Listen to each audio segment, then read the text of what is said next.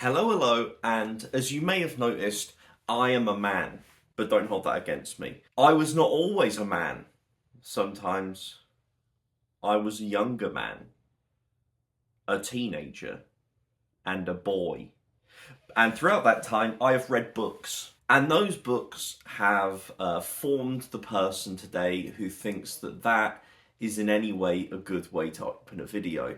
I see videos on the internet and the interwebs and the YouTubes talking about books that formed someone, etc. And this has now reached the point where people are now making videos like saying, I have no formative books. And we're going full round circle with it. It's been that long for me to finally decide to make this video. Essentially, with the way the channel's gone, the growth, etc., there are probably people. No, there are a lot of people here that were never they weren't here in the beginning, obviously, and are not aware of the necessary journey that I've gone through while having this channel, before the channel, what made me decide to make it just general things. And I thought this is a nice place to do a kind of more relaxed discussion thing about why these books affected me more so, and what they changed now looking back on it, rather than the content themselves. There are books on here that aren't even to do with the books themselves. They are purely event based or personality changing, mind expanding things that occurred, or my approach to reading changed with these books.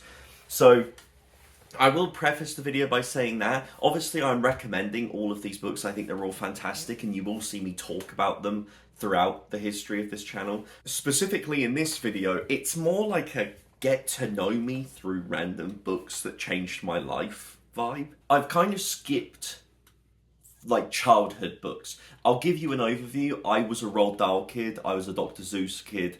I loved The Magic Faraway Tree. They were my bag. That's the holy trinity of children books for me. Some Horrid Henrys, some Diary of the Wimpy Kids, classics across the board. Nothing but winners for me. And so, we don't really need to go into that. I'm starting at probably around age 12. And when I tell you the book that I read religiously at age 12, I'm talking, probably I have read the book cover to cover no less than 30 times during my teenage years. I adored and just pilfered this book. The book hated to see me coming. I was all over it. Is Animal Farm by George Orwell. This does directly connect my Roald Dahl with Animal Farm because this edition is illustrated by Quentin Blake, who did the illustrations for Roald Dahl books. Love the guy. We love Quentin Blake.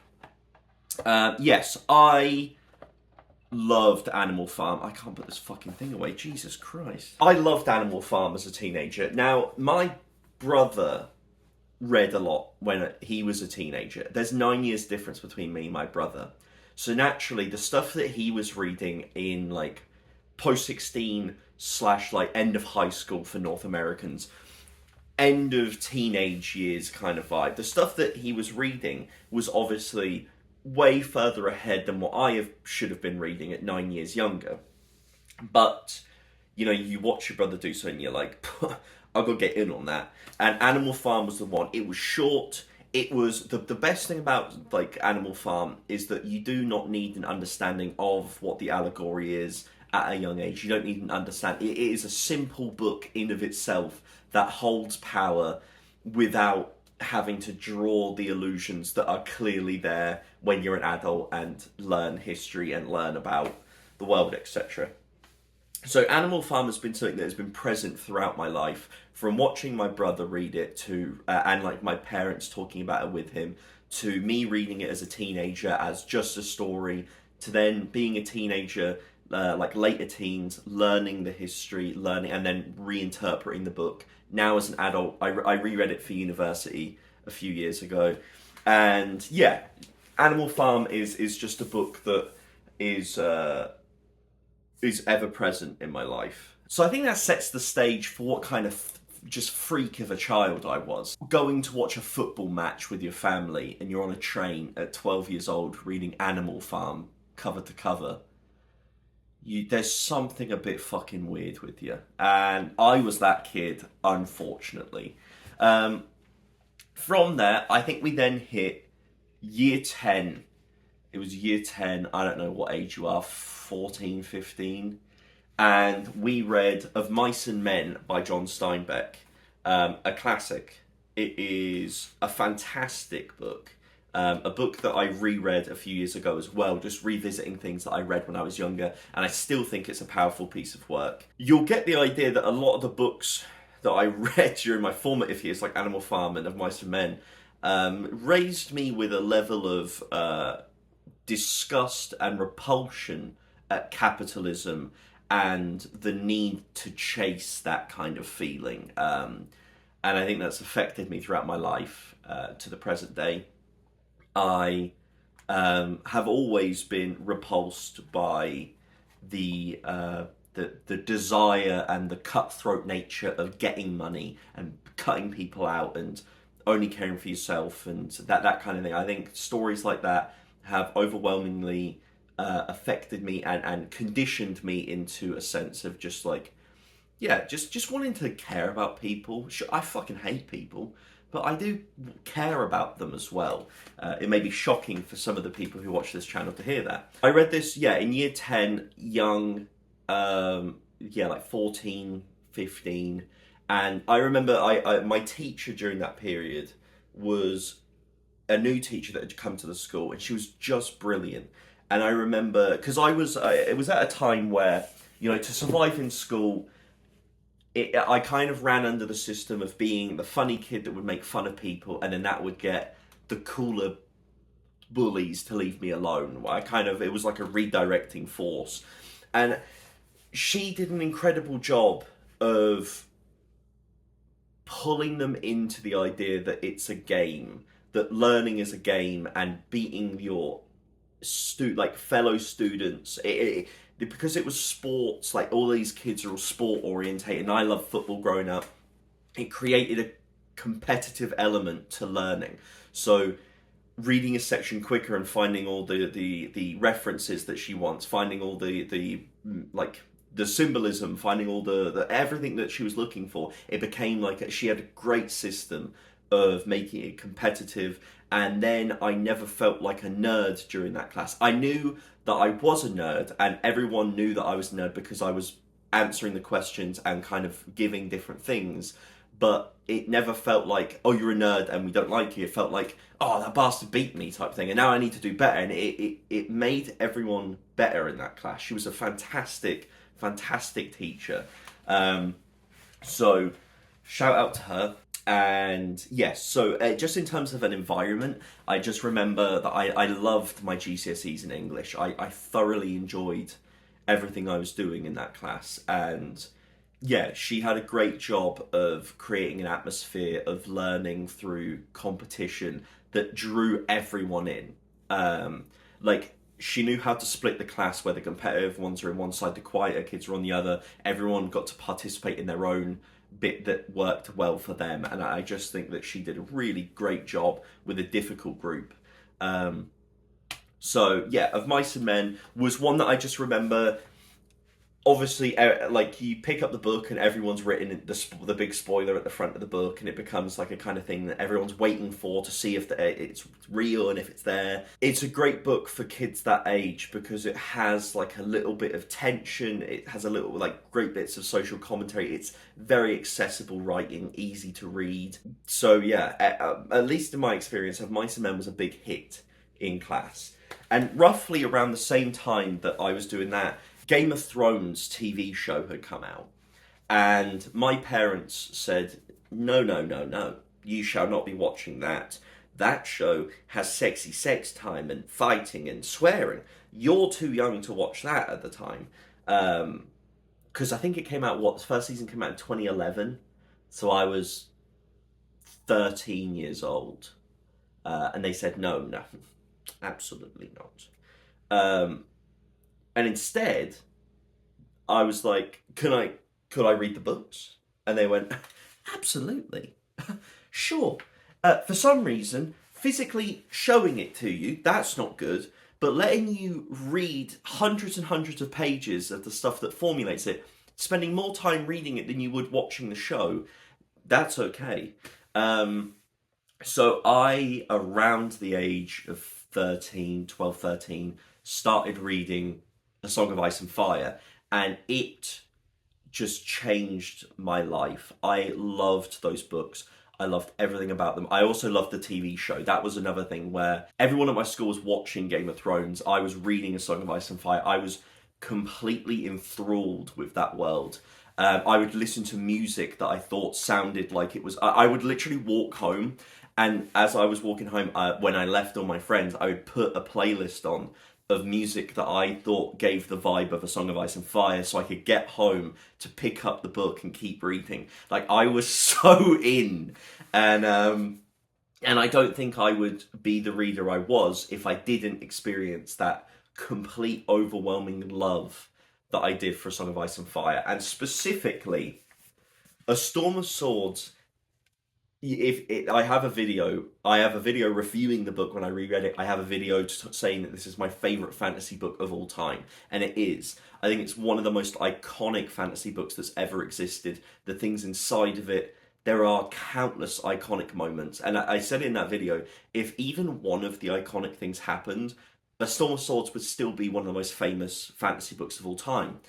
And you've got like three, four, five of the most iconic things in fantasy history occurring in the same book. And I remember my mum calling me to go have dinner before the Red Wedding. I was reading the Red Wedding actively happening, and my mum was like, "It's you need to put the book down. It's time to have dinner." And I was just like, I actually can't. Like, I'm sorry. I need to know what's going to happen right now. And my mum, I like, my mum was just like, okay, bro, like, whatever's just happened, you're clearly affected right now, so just finish it and then you can eat your food. And yeah, A Storm of Swords was such a banger. And I will say that this is something in terms of like just a general mention to parents out there. Parents are the most integral part of someone becoming a reader, valuing literature, valuing reading comprehension, taking on board information, all the skills that are fundamental that you learn from reading. It is a parent's duty, and it is their joy to be able to give that to a child. And I was very lucky. My dad used to read to me before he would. My dad worked nights, and so he'd read to me before he went to work when I was going to sleep.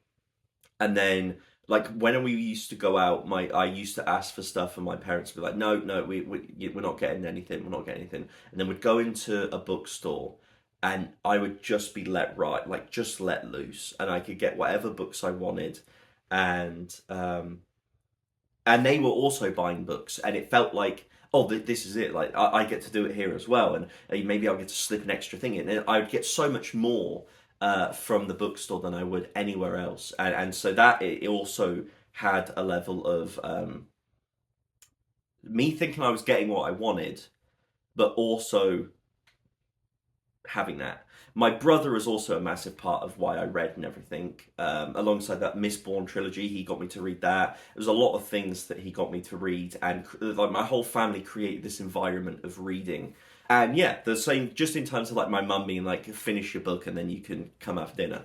Like, I was very lucky that my parents had this value of literature and of learning. That's my spiel on why parents are overwhelmingly important, and take them off their phone occasionally and put a book in front of them, or at least put a reading app on the phone and also make that part of time.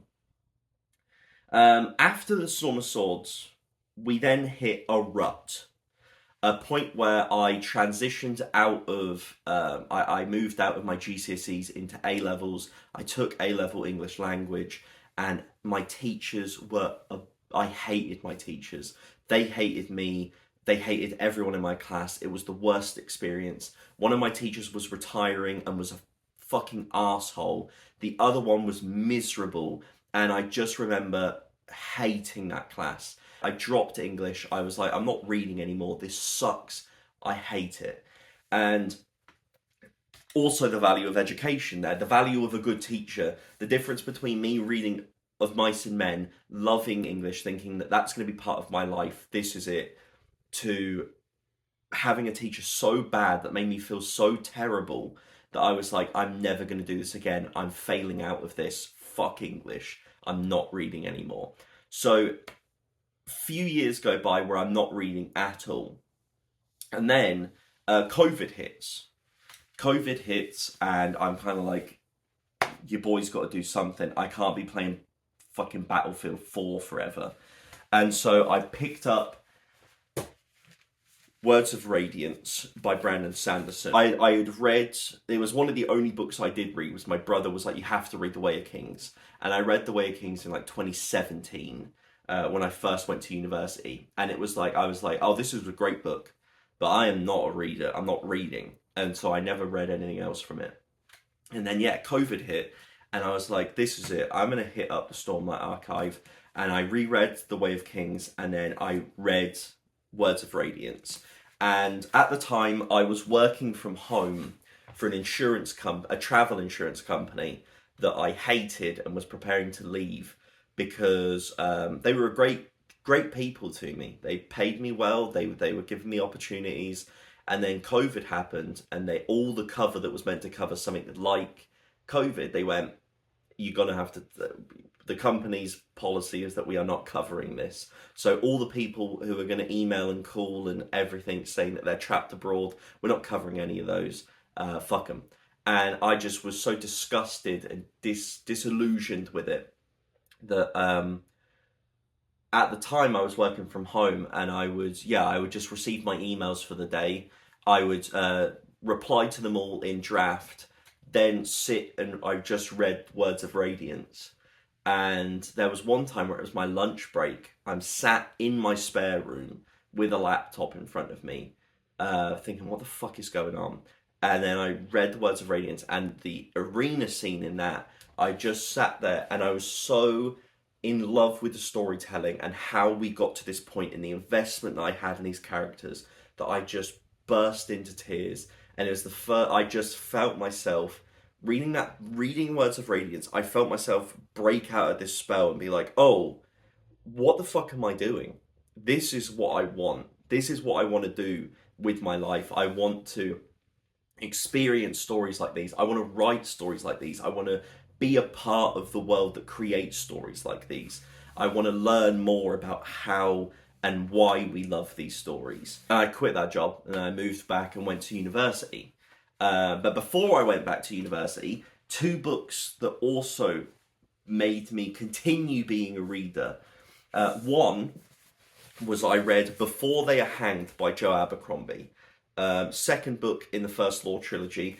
Now, if I had just read Brandon Sanderson and reached the end and been like, okay, yeah, I love Brandon Sanderson, it would not necessarily have made me continue reading, because I know now we live in a world where there's endless Brandon Sanderson. But at the time, there was a finite amount of Brandon Sanderson. I decided to pick up The First Law. At the time, I was watching Fantasy BookTube a lot, and I wasn't even a reader, but I was just obsessed with watching Fantasy BookTube because I knew that it was in there, and I knew that I wanted to read and everything. And I kept on hearing about Joe Abercrombie, and I was like, okay, I'm going to read it. And Before They Are Hanged is another book that there's a level of a new understanding settling on you, and when you read a book and it's like a new layer has been added, this layer of sediment that's like, you understand more now. This is added to your knowledge. This is added to your love of reading. And Before They Are Hanged, I'm not going to go into spoilers or anything, but the journey you go on in that book and the reasoning of why he's told it and how it ends has the ability to feel so disappointing. And then when you investigate why it feels disappointing, you're like, oh my God, this is pure and utter genius. And I remember finishing Before They Are Hanged and just being spellbound with how you can write a book like that and actually have it work, and not only work, but be one of the best fantasy books I've ever read. There is a level of craft that goes into something like that that I just find irresistible. I love that book, and it will always have a place in my mind. I also remember reading the line, like, because the titles of the first trilogy of the first Law series are based on quotes. And the one for Before They Are Hanged is, we must forgive our enemies, but not before they are hanged. And I just remember reading that and being like, that's a fucking banger. And also, it's from a German poet who I can now investigate and want to read as well. And it was one of the first books that opened me to the idea of the dialogue between genres and artists and times, like time frames and all kinds of things and art forms. And just thinking, oh, there's this is infinite. I have so much to delve into. And the other one that made me think I'm going to go back to university it's twofold. I was visiting my great aunt. She was during COVID. It was August of 2020. She'd been living with a friend, and she was like, I can't look after this house anymore. I'm going to sell and then move in with my friend, and that's what they're doing now. I was visiting her, and I was talking about how I'm reading again and everything, and she was getting rid of her books, and she was like, take what you want, and I took a lot. And she was like, you should read Persuasion by Jane Austen and Middlemarch by George Eliot. She's like, these are two of my favourite books of all time. And reading those two made me know that I still loved classics. I still wanted to learn more about classics. I could read a fucking tome like Middlemarch and have the love and enjoyment for it for the entire time. Reading Persuasion and Middlemarch also made me aware of the timelessness of storytelling. You know, I was reading things in Persuasion and I was reading things in Middlemarch that related to my own family, related to my experiences, related to all kinds of things where you're like, these are written hundreds of years ago and they still resonate. And that is another thing that is so valuable about reading. Yeah, so I read that, and I loved both Persuasion and Middlemarch. I loved talking to my great aunt about it. Like, she's always been a massive figure in my life, and being able to talk about the book she loves and go into it was a really enjoyable experience, and one I'll always value and reread and think about when it comes up. Obviously, I read those in August of 2020-ish, and then I was like, I'm going to go back to university. But when that happened and everything, it didn't happen. I didn't go back to university until the fall of 2021, September 2021. So during that time, I was just reading.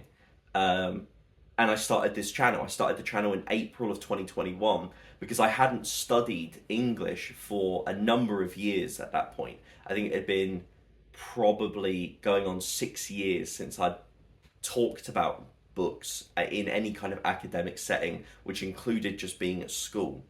And so I was like, I'm going to have to get used to describing books, talking about books, analysing books. And I thought I'd wanted to make a booktube channel for a long time. And then I kind of was just finally like, okay, I'm going to do it. We're still fucking in COVID, so why not?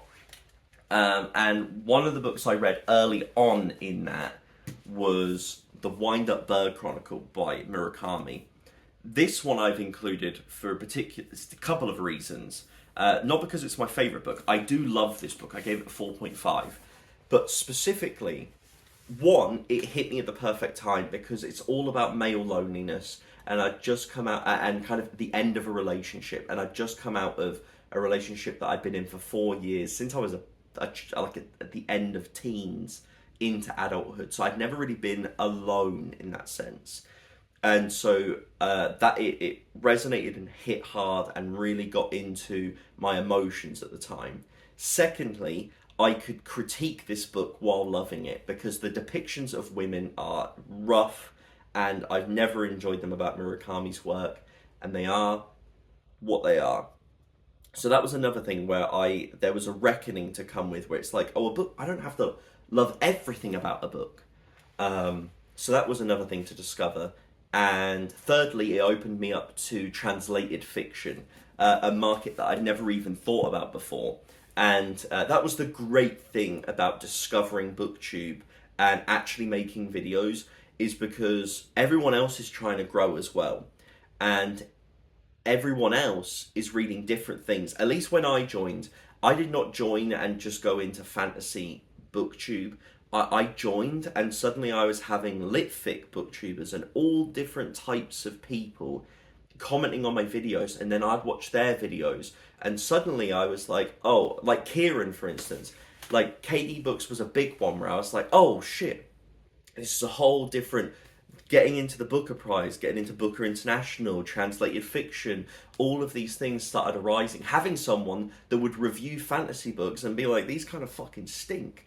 And I love fantasy, and having that to go where I would get along with him but also disagree and be like, there is value in his reviews because not everyone's the same. So that's one of my big things that I thought that BookTube did perfectly for me at the time, was just that it opened me up because, there was a whole group of people that, the same as me, had 100 maybe subscribers and was wanting to grow and reach like a larger audience. And we were all just kind of like subscribing to everyone, and I was watching all these people. And they really gave me a solid foundation of the things that I felt I wanted and needed to read to become a versatile reader. And from there I've grown and I've learned more and changed and wanted to read different things. But BookTube was incredibly valuable to opening me up to a whole different kettle of fish of books. This is probably, out of this list, the biggest book that will have an effect on my life probably ever. And that is Assassin's Apprentice by Robin Hobb. A book that we do not need to talk about the book with. The reason this book specifically has changed my life is that at the time, the reason I read it was because I saw a certain Grace Dion had made a video. For this prompt is Assassin's Apprentice by Robin Hobb. Grace Dion was talking about how she was going to read Assassin's Apprentice for a readathon thing. And I thought, by Jove, I'd like to read a book with her. And I messaged her and was like, yo, I'm also reading this book. Would you like to read it together? And for those of you that are new here or are unaware, I am recording this in the house in which Grace and I lived together after I moved from England to Canada last year. And it all started because we read Assassin's Apprentice together. And we were like, we'll do a Zoom call and we'll talk about the book. And then we just started talking and the book never came up. Yeah, so Robin Hobb has irrevocably changed my life and her life, I'd hope, as in Grace. It definitely changed Robin Hobb's life. But and then Grace and I went on to read all of the books together, including, we just read The Inheritance this year, which is it has like 3 short stories from The Realm of the Eldlings. So The Realm of the Eldlings is something that has spanned our entire relationship to date. Is one of my favourite series, regardless of the effect it actually had on my life.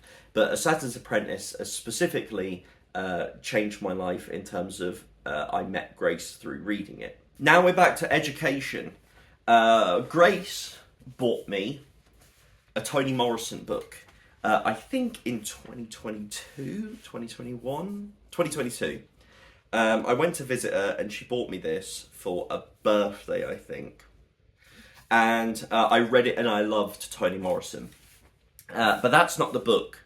The book specifically, I don't own it here. It's in the UK and I didn't bring it with me. Even though I should have used it in several videos and it would have been a very good book to bring with me. It is The Bluest Eye by Toni Morrison. It's my top, I think it was, classic of all time. It's one of my favourite books of all time. It was on my best books I've ever read list. It is, in terms of from an academic point of view and from an analysis point of view, it was one of the books that profoundly affected me because not only I read it just for enjoyment to begin with, and it destroyed me. It's one of the most harrowing books I've ever read. It is also one of the most multifaceted, nuanced books I've ever read.